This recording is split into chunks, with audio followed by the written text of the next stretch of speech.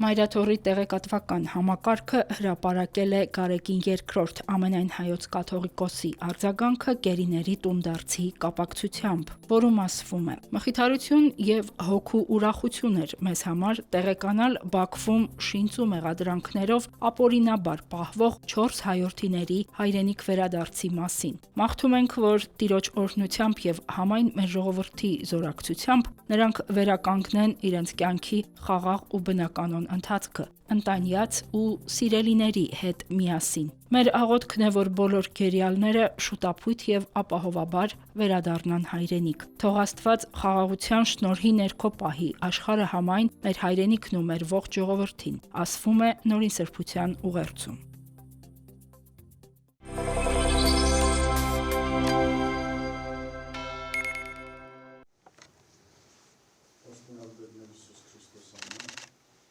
Հունվարի 13-ին Գարեգին II ամենայն հայոց կաթողիկոսի նախագահությամբ Մայրաթոր Սուրբ Էջմիածնում տեղի ունեցավ Գերագույն հոգևոր խորհրդի ժողով։ Նիստը վարեց Վանական խորհրդի ատենապետ Նաթան arczepiskopos Հովհաննիսյանը։ Ժողովը բացվեց տերունական աղոթքով, որից հետո Գերագույն հոգևոր խորհրդի անդամներին իր օրհնությունն ու բարեմաղթանքները փոխանցեց ամենայն հայոց կաթողիկոսը։ Ժողովի օրակարգում ընդգրկված էին եկեղեցու վարչական, կանոնական, կարգապահական խնդիրներին առնչվող հարցեր, եկեղեցի պետություն հարաբերությունների եւ ստեղծված իրավիճակի մասին զեկույցով հանդես եկավ իրավաբանական գիտությունների դոկտոր Գևորգ Դանիելյանը։ Ընդգծվեց, որ հայաստանյաց առաքելական Սուրբ եկեղեցուն հուզող խնդիրները քննվում են եկեղեցական սահմանված կարգով համապատասխան կառույցներում ու առաջադրվում համարժեք լուծումներ։ Նշվեց, որ շրջանառվող ներեկեղեցական հակադրությունների թեզը արհեստածին է եւ նպատակ ունի օրինականացնել իշխանությունների ապօրինի միջամտությունը եկեղեցու ներքին գործերին։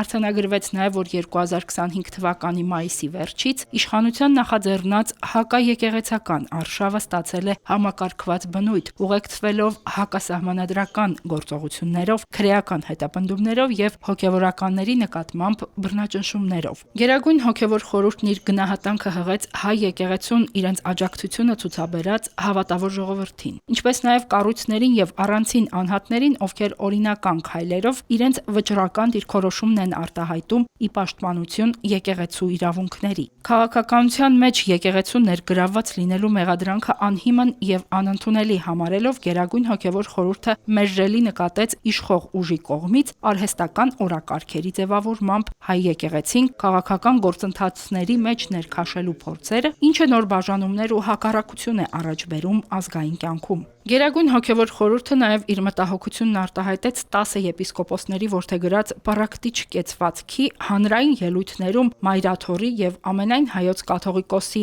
հասցեին հնչեցրած զրպարտիչ հայտարարությունների ու մեղադրանքների առնչությամբ։ Ժողովականները խստորեն դատապարտեցին եպիսկոպոսների միանալը վարչապետի կողմից նախաձեռնված եւ անթաքույց հովանավորվող այսպես կոչված հայաստանյաց առաքելական Սուրբ եկեղեցու բարենորոգման ծրագրին, ինչպես նաեւ տեղական ինքնակառավարման մարմինների ղեկավարների, իրավապահ եւ ուժային կառույցների ներգրավմամբ թեմակալ առաջնորդների կողմից եկեղեցականների նկատմամբ գործադրվող ապօրինի ճնշումներն ու սպառնալիքները։ Գերագույն հոգևոր խորհուրդը հորդորեց հոգևորականներին չտրվել հակաօրինական պարտադրանքներին եւ հավատարիմ մնալով իրենց կոչմանը առաջնորդվել բացառապես հայ եկեղեցու կանոնական կարգով։ Քննարկելով արկա իրադրության հաղթահարման ուղիները որոշվեց նախորդ տարեվերջին հրավիրված եւ ժամանակավորապես հետաձգված եպիսկոպոսատ ժողովը եւ աղոթական առանձնացումը կազմակերպել փետրվար ամսվա ընթացքում։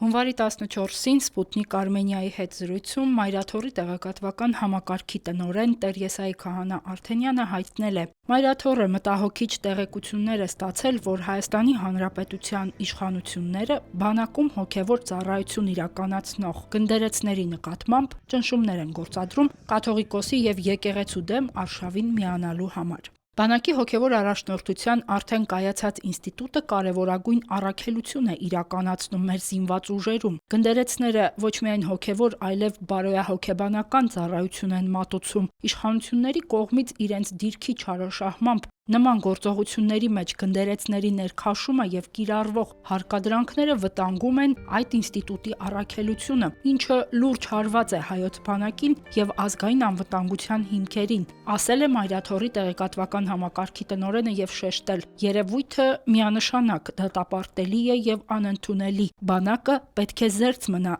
նման բռնաճնշումներից։ Լրատվամիջոցներում տարածվող լուրերի համաձայն որոշ բարձրաստիճան զինվորականներ չարաշահելով պաշտոնական լիազորությունները ճնշում են գործադրում գնդերեցների վրա, փորձում ներքաշել Հայաստանի Հանրապետության վարչապետի նախաձեռնած հակաեկեղեցական արշավի մեջ։ Պաշտպանության նախարարության մամուլի խոսնակն անդրադարձել է լրատվամիջոցներից միայն մեկի անդրադարձին, չի համապատասխանում իրականությանը գրությամբ։ Հերմինե Հակոբյան, Եկեղեցական կյանք։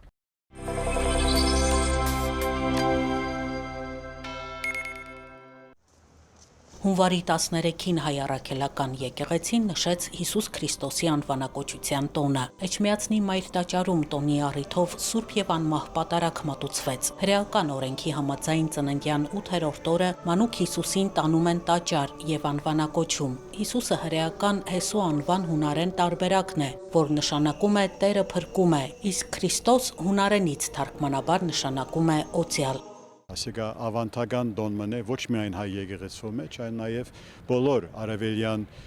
օրթոդոքս եկեղեցիները նույնպես կդոնախմբեն ծննդյան 8-րդ օրը։ Ասիկա հնագույն ավանդությունն է եկած Երուսաղեմեն։ Կարևորությունը մեզ համար դա է, որ ամեն անգամ որ Հիսուս անունը հիշենք, մեր փերնեն ելե կամ աղոթներուն մեջ, շարականներուն մեջ են լսենք, պիտի միշտ հիշենք եւ անդրադառնանք, որ այս փոքրիկը իր խոսքերը, իր գործերը ավետարաններուն մեջ գրված ինքն է մեր փրկիչը եւ միակ փրկիչը։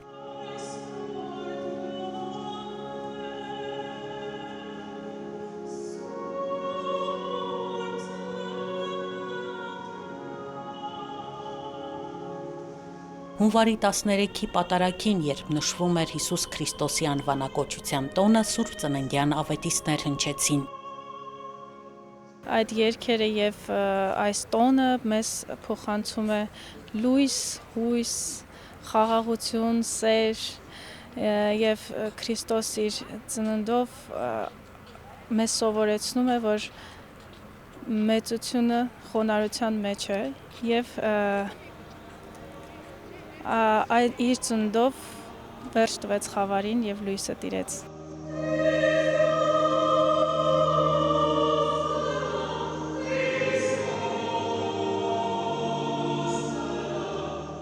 Հիսուս Քրիստոսի անվանակոչության տոնին միացնայց տաճարում պատարագ մատուցեց Տեր Անդրեաս վարդապետ Եզեկյանը։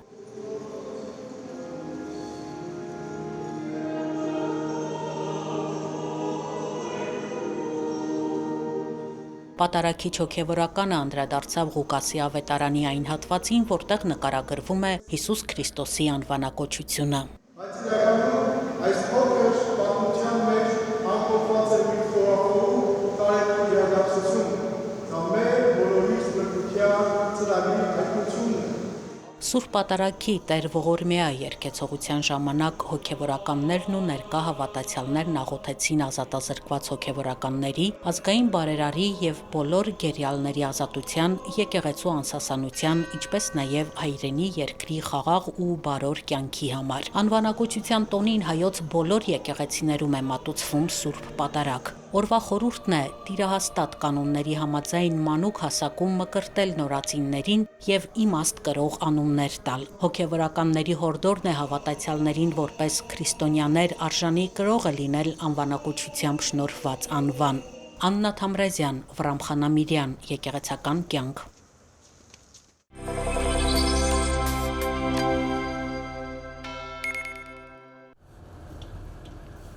Հունվարի 15-ին հայ առաքելական Սուրբ եկեղեցին նշում է Սուրբ Հովհաննես Մկրտչի ծննդյան տոնը։ Վեհափար հայրապետի օրհնությամբ հավատացյալների երկրպագության եւ օրհնության համար Մայրաթոր Սուրբ Էջմիածնից Արագածոտնի թեմ էր բերվել Սուրբ Հովհաննես Մկրտչի մասունքը։ Մարդիկ հոգևորականների առաջնորդությամբ Կարիբիի Սուրբ Աստվածածին եկեղեցու բակում դիմավորեցին մասունքը։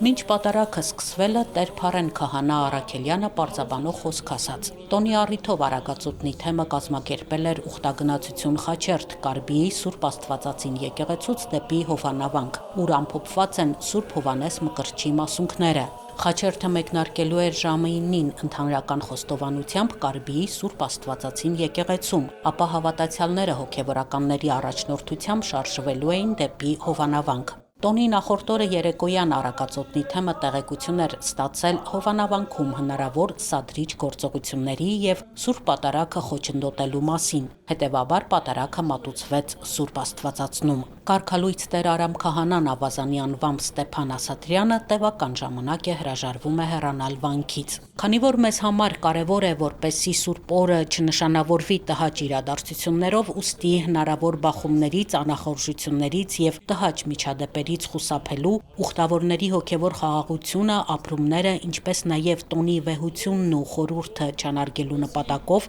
Սուրբ Հովանես Մկրտչի տոնի առիթով Կարբի Սուրբ Աստվածածին եկեղեցուց Հովանավանք նախապես հայտարարված ուխտագնացություն ուխտերթի փոխարեն Սուրբ եւ անմահ պատարագ կմատուցվի Կարբի Սուրբ Աստվածածին եկեղեցում, նշված է թեմի հայտարարության մեջ։ Որպեսզի մի արկածախնդիր այս Սուրբ օրով չբարձրանա ինչ-որ անհարիր խոսք չասի, որպեսզի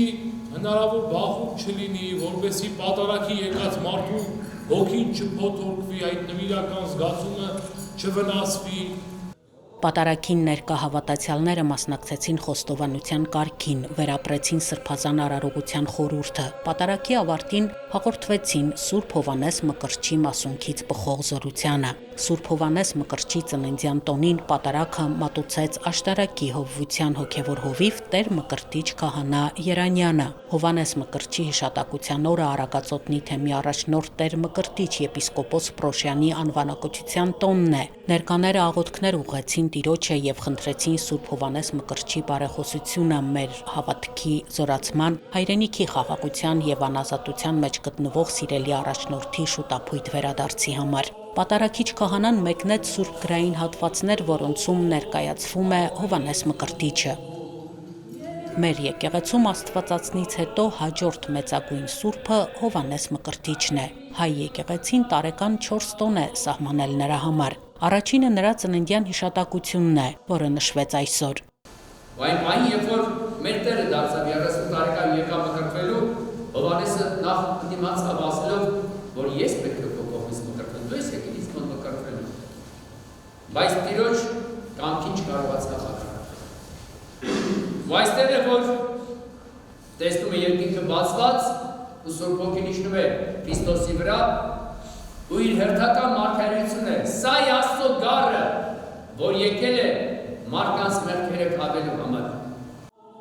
Հայաստանում սրբի անունը կրող շատ եկեղեցիներ կան։ Կարբիի Սուրբ Աստվածածին եկեղեցում սպասավորում են Տեր Փարեն Քահանա Արաքելյանը եւ Տեր Օշին Քահանա Հայրապետյանը։ Նրանք նաև Սաղմոսավանքի հոգևոր հովիվներն են։ Արարողությանը մասնակից լրատվամիջոցների ներկայացուցիչները Տեր Օշին Քահանա Հայրապետյանին ու իրավաբան Արա Զոհրաբյանին հարցեր ուղղեցին նախապես հայտարարված Խաչերթի այն չկայանալու պատճառների մասին։ Քրեական օրենսգրքով ուղղակիորեն նախատեսված է,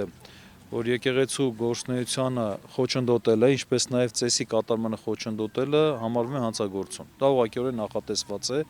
Մենք այստեղ նաև գործ ունենք կոնկրետ եկեղեցու զավթման փաստի հետ, ինչպես գիտեք Հովանավանքը զավթված է եւ այս պայմաններում եկեղեցին, որի նաև սեփականությունն է հանդիսանում Հովանավանքը, չի կարողանում գործունեություն իրականացնել։ Ասեմ, որ քաղաքացիական օրենսգրքով նախատեսված է նաև իրավունքի ինքնապաշտպանության հնարավորությունը, այսինքն եկեղեցին կարող է իր ներկայացնելով ինքնապաշտպանության, այսինքն գնալ եւ իր իրավունքը ինքը պաշտպանել, բայց բնականաբար այս պայմաններում Մայրաթորը այդ ճանապարհով չի ընթանում, հաշվի առնելով, որ դա կարող է առաջացնել բախումներ։ Այսօր եկեղեցուն նման հարված հասնելը, երբ որ անվտանգային լուրջ խնդիրներ ունենք, տեսնում եք տարածաշրջանում ինչեր է կատարում, մեր հարևան երկրներում շատ լուրջ process-ներ են գնում, իսկ մենք ընկած այդ խնդիրների փոխարեն որոշել են հոգևոր բարենորոգման ծրագիր իրականացնել։ Սա բնականաբար կեղծ օրակարգ է։ Առհասարակ մենք որպես հայ առաքելական եկեղեցու զավակներ ուղղափառ մեր ուխտը կապած մեր հայ առաքելական եկեղեցու հետ Մենք առասարակ բարությունն ու սերն ենք քարոզում, մեր խոնարհումն ենք բերում մեր վանքերին, մեր եկեղեցին եւ մեր եկեղեցուն։ Պահպանիչ